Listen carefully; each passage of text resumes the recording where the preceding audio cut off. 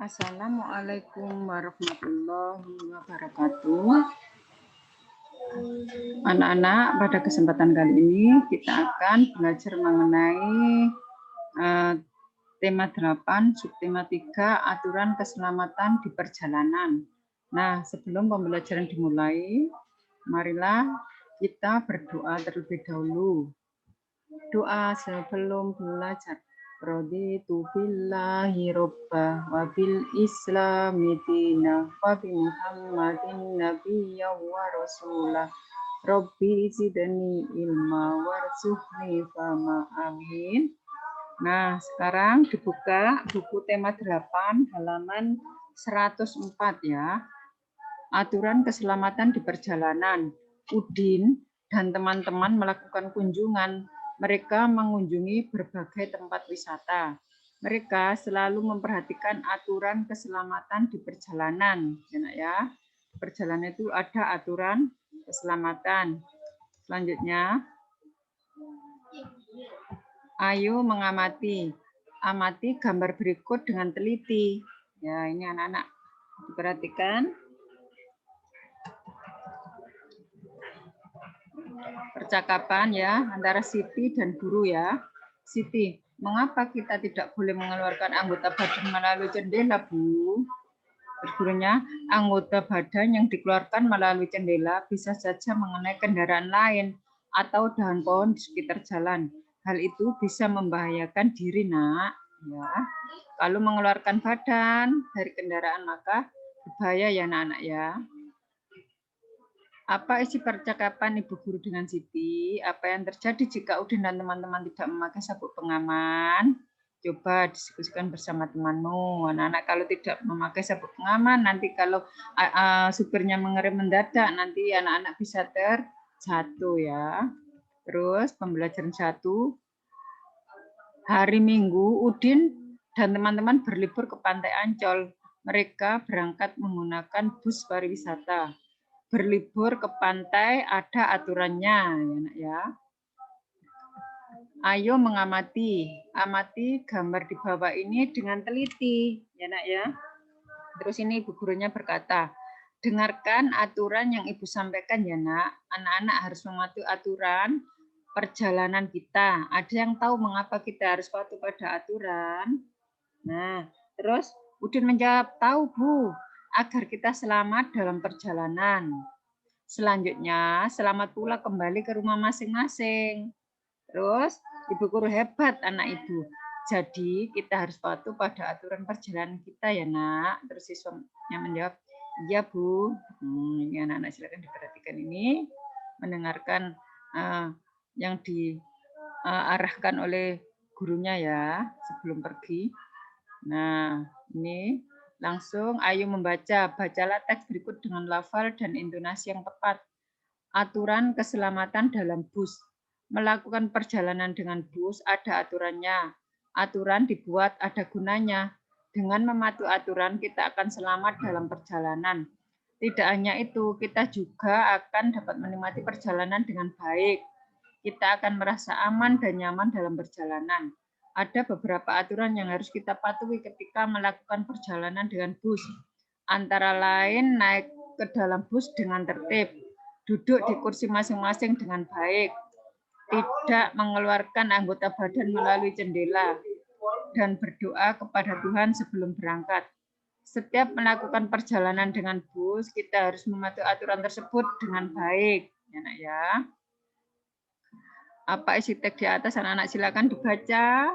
Apa saja aturan ketika melakukan perjalanan dengan bus? Ya, Nak ya. Langsung duduk di kursi masing-masing, tertib ya. Tidak mengeluarkan anggota badan ya, anak-anak. Terus ayo mengamati, bacalah kembali teks aturan keselamatan dalam bus dengan teliti. Masih ingatkah kamu aturan penggunaan huruf kapital? Huruf kapital digunakan untuk menulis nama Tuhan ya, Nak ya. Terus bacalah beberapa kalimat berikut dengan nyaring. 1. Kita harus berdoa kepada Tuhan sebelum berangkat. Ya. Yang kedua, kesehatan yang kita miliki merupakan anugerah yang maha pengasih. Yang ketiga, Udara yang kita hirup merupakan anugerah yang maha kuasa. Ya nak ya. Kata Tuhan dan kata ganti Tuhan diawali dengan memakai huruf kapital ya. Tuhan T-nya besar. Kata ganti Tuhan yang nomor 2 yang maha pengasih. Pakai besar ya. Yang maha kuasa juga. Nah ini ayo berlatih. Tulislah 5 kalimat sederhana dengan mengikuti aturan penggunaan huruf kapital. Tuliskan pada kolom di bawah ini ya nak ya. Nah, ini anak-anak silakan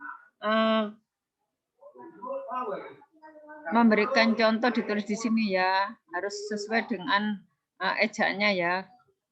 Nah, selanjutnya, masih ingatkah kamu hari apa Udin dan teman-teman berlibur ke pantai? Amatilah gambar kalender berikut dengan teliti.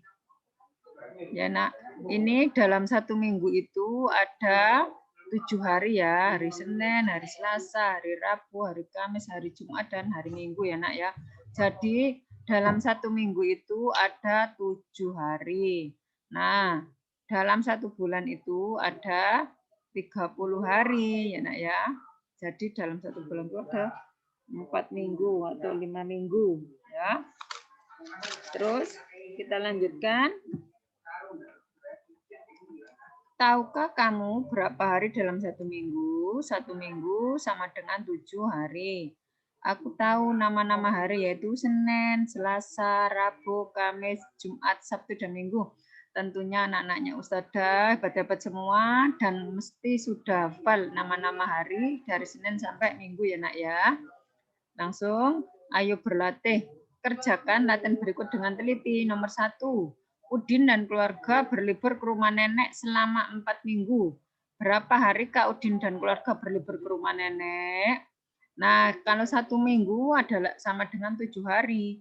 Berarti kalau 4 minggu, berarti 4 kali 7 ya nak ya. 4 kali 7 sama dengan 28. Yang nomor 2, Udin dan teman-teman berlibur keluar kota selama 2 minggu. Berapa hari Kak Udin dan teman-teman berlibur keluar kota? Ya, dalam 1 minggu ya diingat-ingat ya ada 7 hari, berarti 2 kali 7 sama dengan 14 ya nak ya. Terus kita lanjutkan yang nomor 3. Udin dan teman-teman akan mengikuti lomba menyanyi. Mereka mengadakan latihan selama 5 minggu. Berapa hari Kak Udin dan teman-teman mengadakan latihan menyanyi? Jadi jawabannya adalah 5 kali 7 ya nak ya. 5 kali 7 adalah 35. Nomor 4, Udin dan teman-teman akan mengikuti lomba menari. Mereka mengadakan latihan menari selama 3 minggu. Berapa hari Kak Udin dan teman-teman berlatih menari?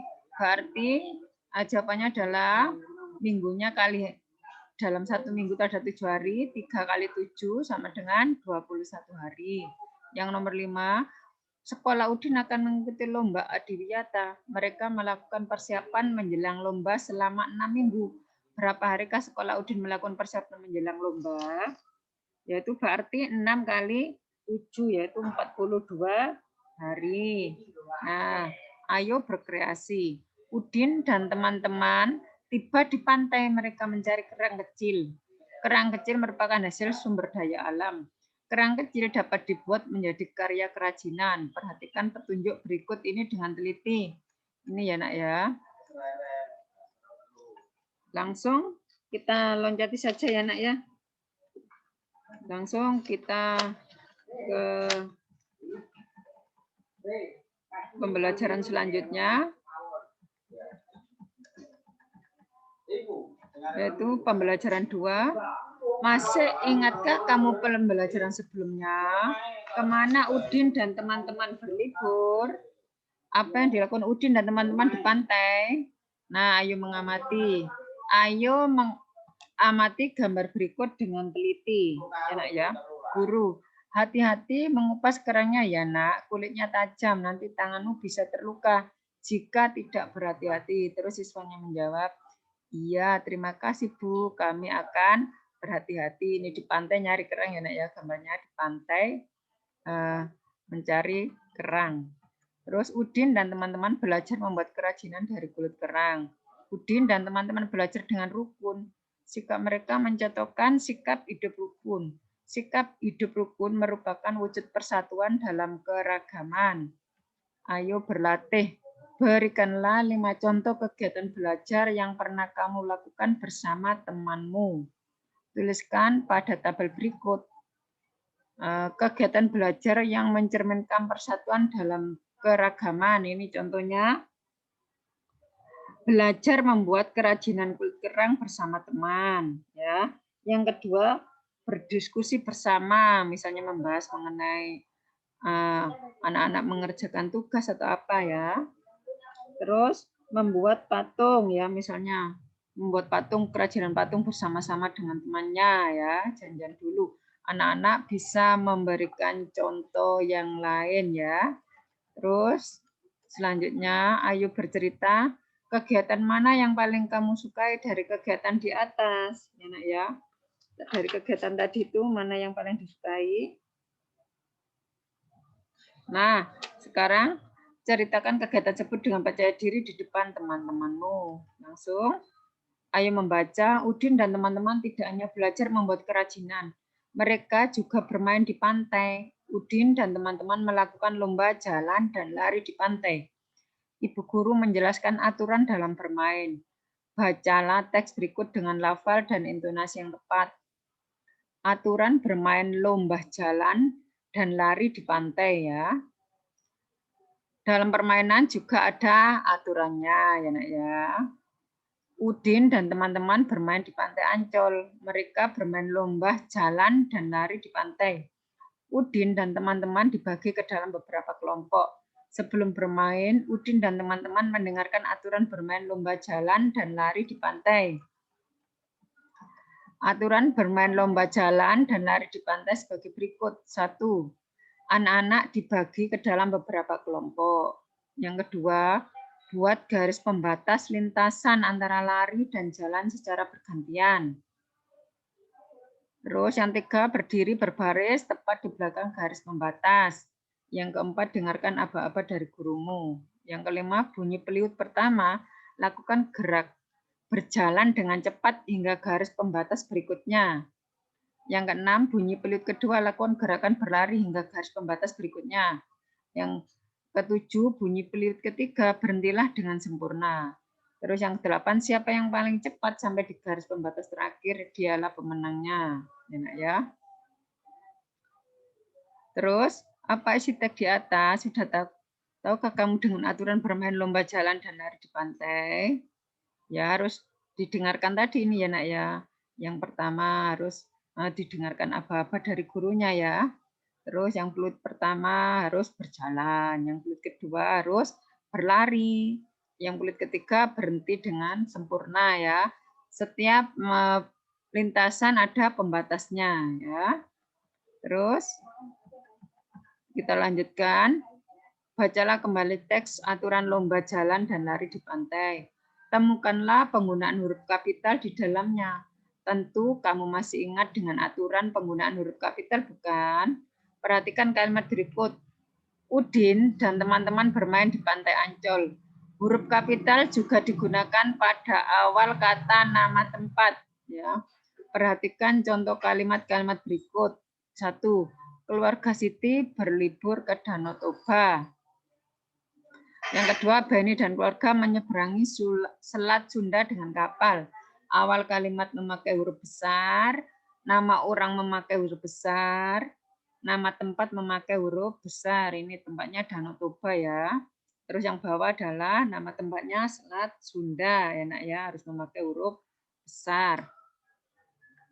Terus ayo berlatih, temukan kesalahan pada kalimat berikut sesuai dengan aturan penggunaan huruf kapital yang benar. Yang 1, Lani dan teman-teman mengamati letak Selat Malaka pada peta. Anak-anak silakan dicari mana kalimat yang salah ya. Mana kalimat yang salah. Sekarang dilanjutkan. Yang kedua, Sungai Kapuas adalah salah satu sungai terpanjang di Indonesia. Dicari anak-anak mana yang salah. Yang ketiga, Ngarai Siano terdapat di Bukit Tinggi. Nah, anak-anak silakan dicari yang salah ya, lalu dibetulkan. Yang keempat, Udin dan keluarga liburan ke pantai Parangtritis. Nah, dicari mana yang seharusnya memakai huruf kapital ya. Yang kelima, Edo dan teman-teman melewati Jalan Malioboro. Nah, anak-anak silakan dicari mana yang seharusnya memakai huruf kapital. Kamu sudah menemukan kesalahan pada kalimat-kalimat sebelumnya, bukan? Sekarang coba perbaiki kesalahan tersebut dengan benar. Anak-anak silakan ditulis di sini ya, jawabannya yang benar ya. Terus selanjutnya ayo membaca. Kamu sudah tahu dengan aturan lomba jalan dan lomba lari di pantai, bukan? Tahukah kamu kegunaan gerakan berjalan dan berlari di pantai? Coba diskusikan dengan temanmu. Tuliskan hasilnya pada gambar berikut. Ya anak-anak ya.